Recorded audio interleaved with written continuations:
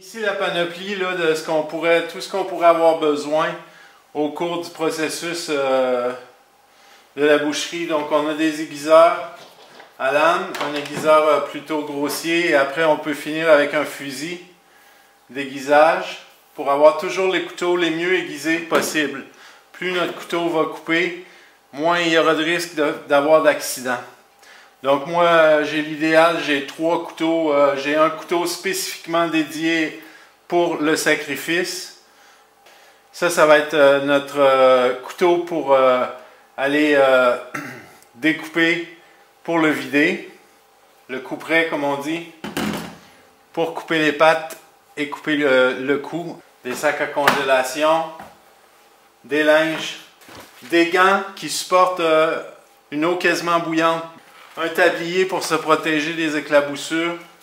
Un tablier de boucher qui coûte pas très cher. Donc demain, je vais tout nettoyer ça et je veux juste préciser que, étant donné que le poulet sacrifie sa vie, c'est très important d'avoir un respect et puis d'avoir un rituel. Donc c'est pas n'importe quoi, on prend quand même la vie d'un être vivant qu'on va sacrifier pour manger. Donc, on doit respecter quand même la façon de le faire, les règles d'hygiène, puis non seulement ça, mais aussi avoir une pensée pour le sacrifice. Donc moi, j'ai toujours, au moment où l'oiseau s'en rend l'âme, comme on dit, ben j'ai une pensée pour lui, puis je me dis, bon, ok, merci à cet oiseau-là de sacrifier sa vie pour nourrir moi, ma famille, mes enfants. Donc, c'est pas gratuit, c'est pas anodin. Il faut quand même respecter la bête. C'est ce que je voulais dire, très important. Et donc, la cuve est en train de chauffer, le feu est parti. On peut maintenant commencer à tout nettoyer ça.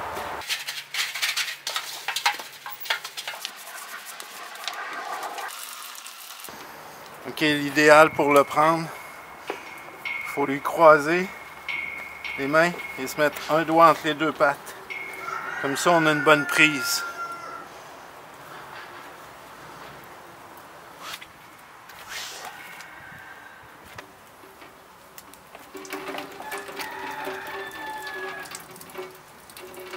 Une fois que ça c'est fait, on va être capable de procéder à la suite.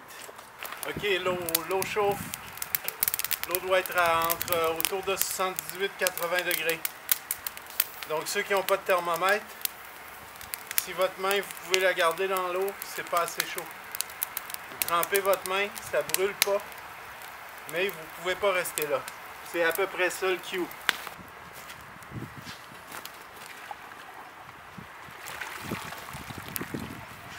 2, 3.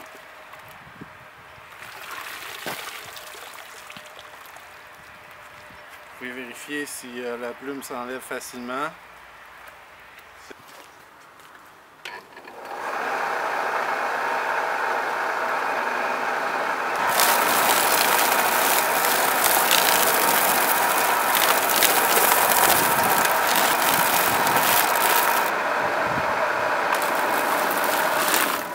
Voilà. On coupe la tête. On peut donner au chien en récompense.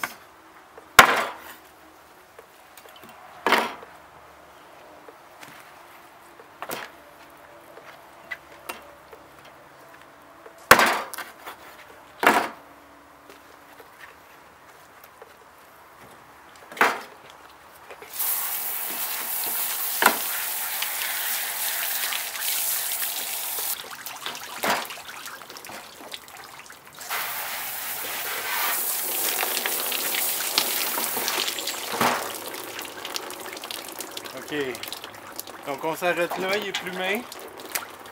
Et puis on va aller en chercher un autre pendant que l'autre saigne. On va vider celui-là. Donc on rince comme il faut, on refroidit la viande aussi comme ça, en rinçant comme il faut.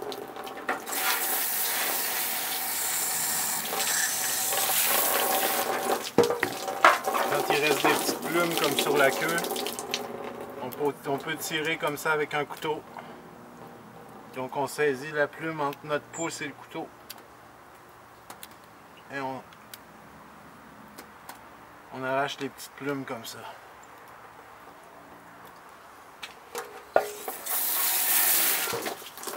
Normalement, ils devraient être à jeun, mais là, étant donné qu'ils ont tellement eu de troubles que je les ai laissés manger cette nuit et ce matin. Donc c'est pour ça que le gésier ici, le gosier ici est plein. Donc ça, c'est le gosier. Le gésier est à l'intérieur. Et on va faire une incision ici dans la peau, le long, sans briser la poche. Donc vous voyez, la poche ici est à l'intérieur. Et j'ai pas brisé la poche. Donc après ça, on peut tirer comme ça.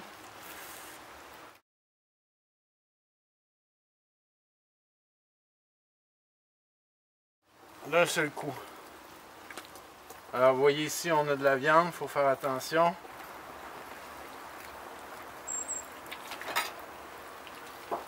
Voilà. Donc on prend en dessous. On coupe. Et ensuite, bien à l'intérieur ici.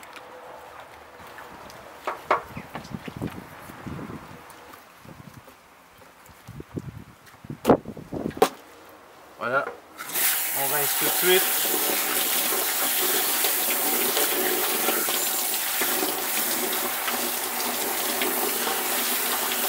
Ensuite, de l'autre côté.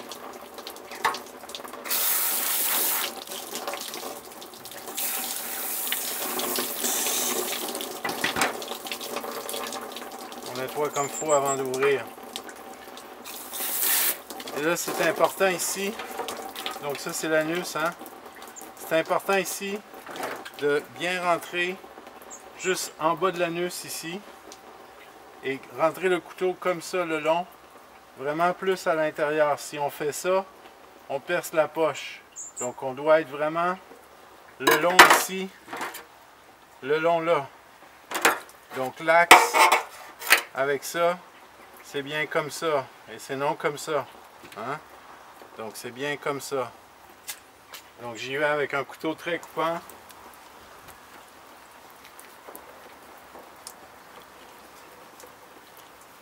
Et on tourne tout le tour.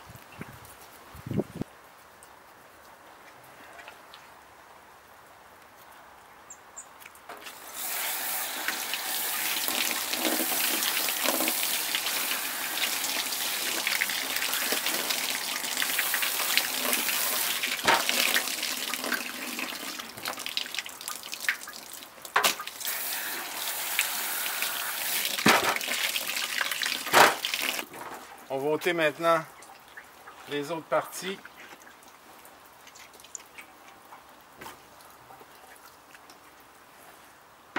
Ici, on a le gésier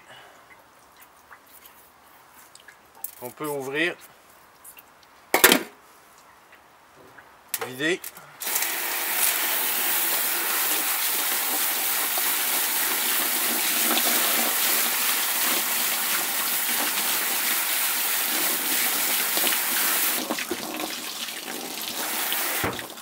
Voilà, il y a une peau sur le gésier qu'on doit ôter.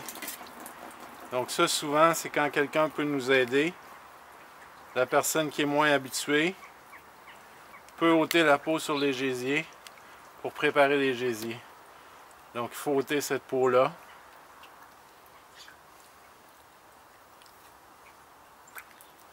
Voilà. On enfonce à nouveau notre main, mais plutôt vers le haut, comme ça.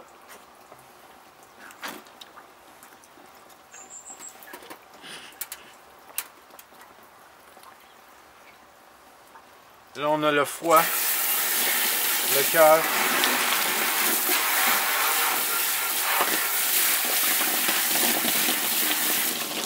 Le foie, le cœur. Il faut faire attention, dans le foie, il y a le fiel. Donc c'est cette petite partie-là qui souvent a du liquide vert dedans. Donc si le vert va sur le foie, c'est plus bon. Donc c'est le fiel, et si le fiel va sur le foie, c'est plus bon.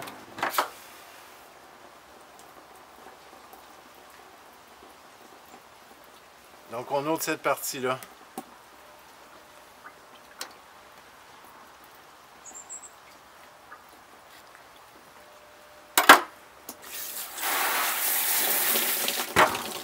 Bien, on a notre cœur, notre foie, notre gésier, c'est nos abats.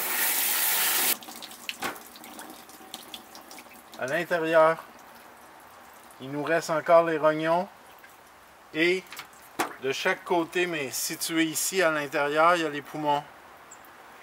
Donc il faut rentrer notre main et aller creuser comme ça pour aller chercher les poumons.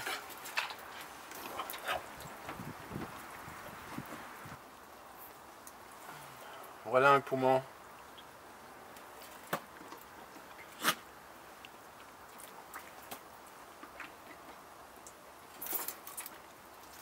La rate.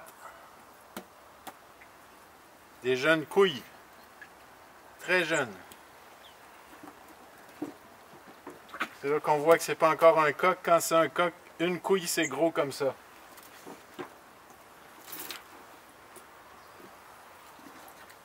Donc c'est encore des ados.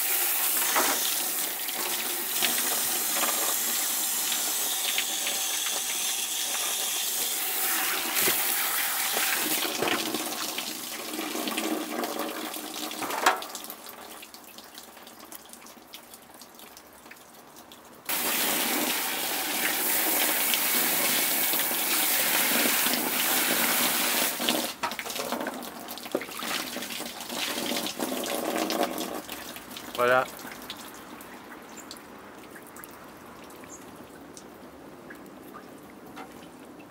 On remet les abats dedans.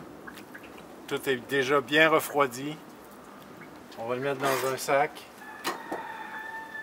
C'est prêt à partir au congélateur.